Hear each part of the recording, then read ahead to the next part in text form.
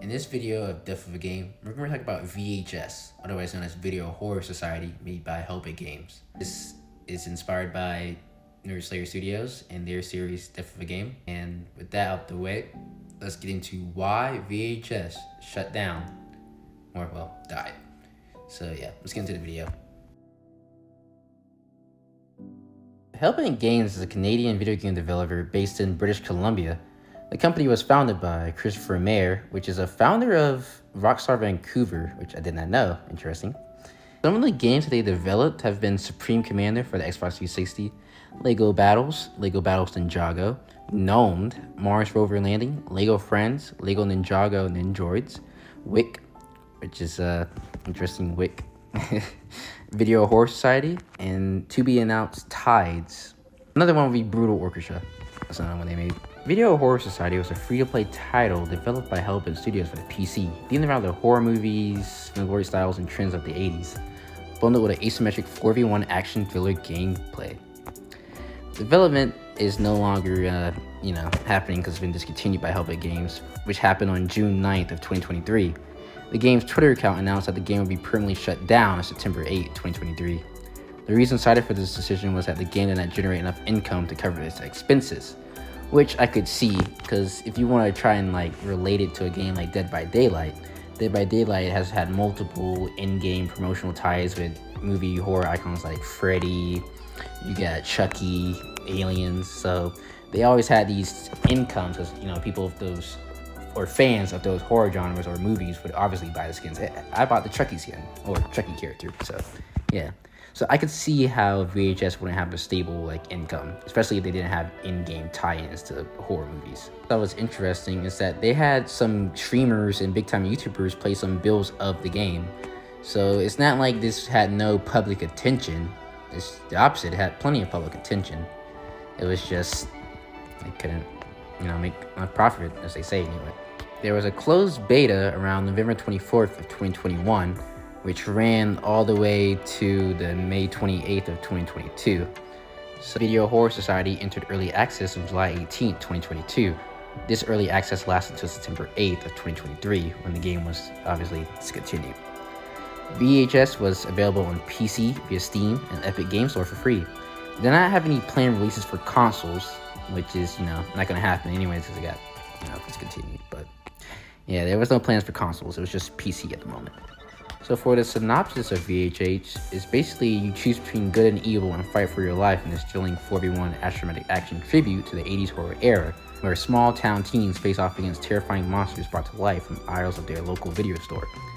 VHS combines tense skill-based gameplay with stunning set-inspired maps, over-the-top weapons, and endless array of colorful characters and costuming. No two matches are ever the same, as power shifts unpredictably between teens and the monsters, ending in a guaranteed fight to the death climax.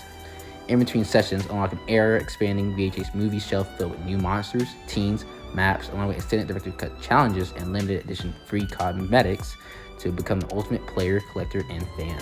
One thing I wanted to show was that this comment by Judiciah, or Judy, how do you say that?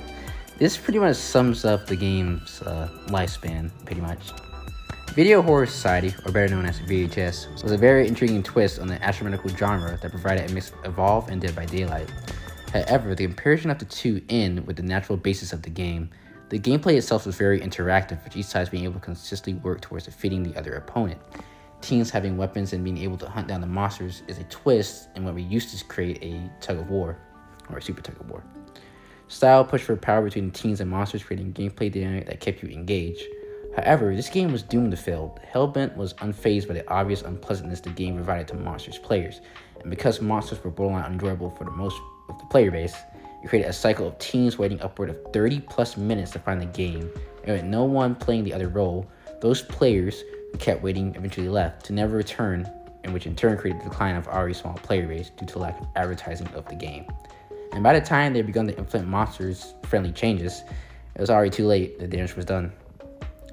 And that I agree. From my time playing the game, because I did play it a little bit, the teens were annoying at best. They had tons of power-ups that kind of just made me just question why I was playing this game. And from the ratings on Steam, it kind of is the same, feedback.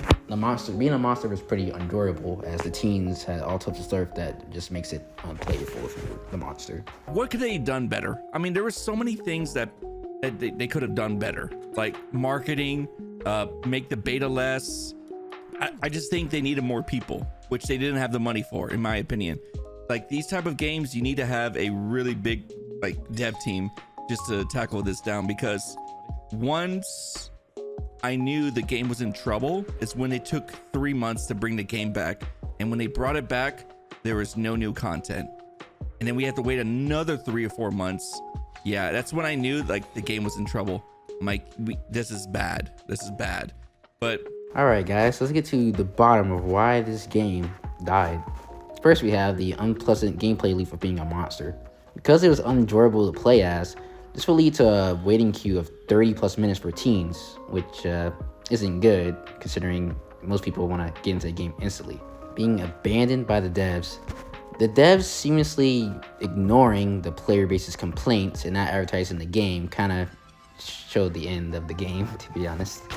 I mean, you won't even please your player base, and how do you expect to even last that long? Being too little, too late. By the time they were going to implement monster-friendly changes, it was already too late. The damage was already done. So, yeah. Also, long queues. Like I said earlier, if some people, they just want to get into a game, you know, their time's already limited as it is. Or, you know, if you can't even get to a game, then, I mean, how are you supposed to even play the game? You know what I mean? Final say on the matter is wasted potential. This game basically could have been another Dead by Daylight, but the Hellbent developer studios couldn't really do anything with it, and they abandoned the game, so it is what it is. It's sad that we won't see another game. Well, not everyone will see another game like this. It's just sad that this game turned out the way it was, because I was a player and fan of it in the beginning, but over time, I will say the long player queues, just I couldn't do it. I'd rather just play Dead by Daylight at that point. One final thing I want to say is that regarding the how they wasn't making a profit off it, since this was an 80s inspired game, they could have had serial kills like Chucky, Pinhead, Freddy, Jason, Leatherface, Michael Myers, The Thing, Predator, Xenomorph, like all these 80s horror icons they could have had in the game, but again, what ifs, you know? So yeah, this has been Death of a Game of VHS, and I'll see you guys later. Peace. 星空のどこかにふるさとがある愛する人が俺を呼んでいる悲しみの重さにうつむく夜は瞳をあげるのさ銀河の彼方へ立ち止まるな